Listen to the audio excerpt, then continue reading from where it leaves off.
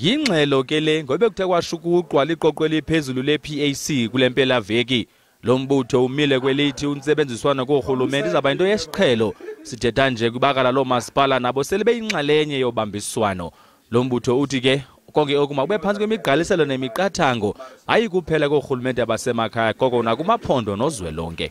Into yoba achinje umeya achinje upresident ayilotyala naseBritani kule ithandwa gqithi ngabantu balapha besiyibonile itshintsha inkulumbuso kathathu nakane ngenyanga enye kodwa uqoqosho lwaseBritani lumile luhleli ithethe ukuthi ayinanto yakwenza nobuso bomuntu nento yokwenza nento yoba lento yakhiwe phezulu kwantoni na.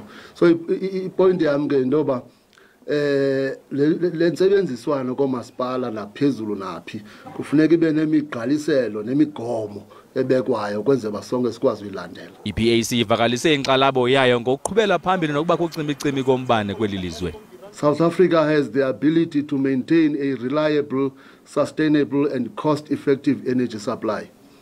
We cannot allow the criminalization of electricity in this country through the proposed unbundling of Eskom. The PAC condemns the criminal nature of degrading the nation's energy infrastructure.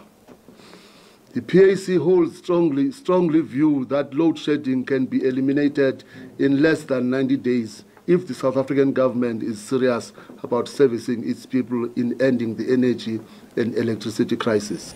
Nyhontso umemelele kuMengameli Cyril Ramaphosa nohulumeni wakhe ukubaqinisekisa okokuba uMzantsi Afrika uyarhoxa kwinkundla yamatyala yehlabathi ze kuphela ungaqiniseka okokuba uMzantsi Afrika ume ndawoni na kwi-ICC.